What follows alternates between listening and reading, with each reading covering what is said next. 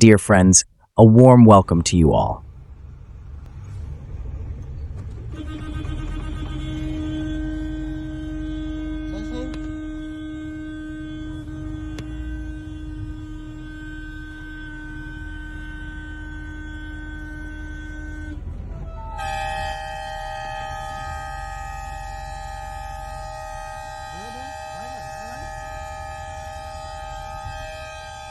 As I've said many times before in these breakdowns, situations involving a knife are among the most dangerous scenarios you can find yourself in. A knife, as a weapon, is extremely effective and very hard to defend against. And God forbid the person holding it actually knows how to use it and has trained with it.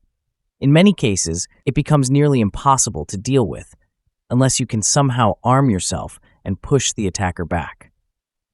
At the start, I always emphasize this. If your attacker has a knife, try to put something between you and them. A chair, a bag, anything that can create distance and stop them from getting to you immediately. In the example we're looking at here, there simply wasn't time to do that. You can see how the attack happens from very close range, as it typically does with knives. Rarely will someone charge at you from 10 meters away. It almost always happens at close or mid-range, with the attacker suddenly rushing in to stab or slash. In this case, the attacker is holding something more like a cleaver. From a self-defense point of view, that's actually an advantage. It doesn't have a sharp point, which makes stabbing harder. That's important because knives are dangerous from all angles and in all directions. So for a defender, not having to worry about a sharp point is a small win. Here, the defender has no real way to turn and run. The attacker is too close. Could he kick? Maybe. But kicking against a knife is a big debate. In my opinion, unless you're exceptionally good at kicking and have trained in timing, power, and accuracy, it's not worth the risk. If you can't kick well, you're not going to do any damage, and you're likely to end up on the ground. Every time you kick, you risk falling. Maybe the attacker rushes in before your kick lands. Maybe your standing leg slips. Either way, you're now on the ground in front of someone with a knife. Extremely dangerous. Also, if you miss, the attacker can reach you before you recover. Instead of getting hit in the body, you might get slashed in the leg, and depending on where and how deep, that can be serious. A deep stab to the thigh, for instance, could hit an artery and become a huge problem. So in this scenario, since there was no kick, the defender does the right thing. He drives forward with pressure. That's the key takeaway here.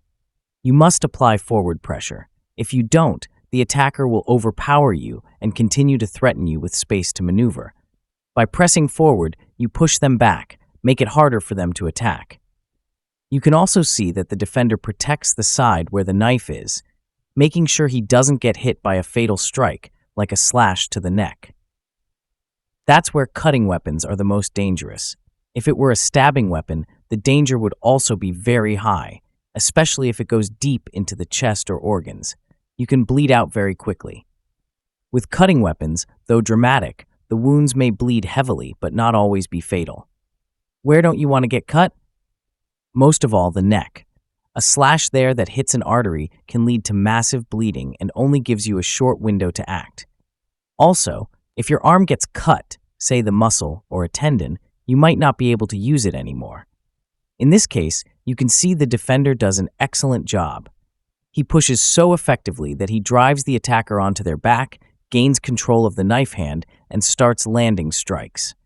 But it's still a real struggle. The attacker keeps resisting, trying to pull the knife arm free.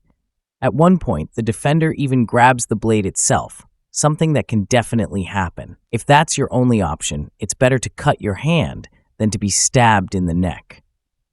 But of course, grabbing a blade is not ideal and can be seriously injurious. In the slow-motion replay, you can clearly see the nature of the attack. The attacker rushes in hard, and the defender immediately moves to intercept the knife arm and drive forward. You'll notice he ends up with a small cut on the elbow. That's actually a great outcome.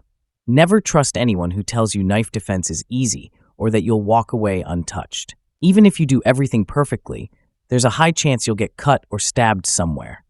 The goal is to avoid critical areas like the neck and vital organs. If you get cut somewhere non-lethal and you're still able to keep fighting, you've handled the situation well. So here are the key points to remember from today's video. If a knife is involved, escape the situation if at all possible. Don't kick unless you're trained to kick very well. Once the attack starts, drive forward. Take the fight to the attacker. If you can, get them on the ground, control the knife, and strike back. Aim for the eyes. Anything that will end the fight and allow you to escape. Thank you for watching, and I'll see you in the next video. Take care. Subscribe our channel.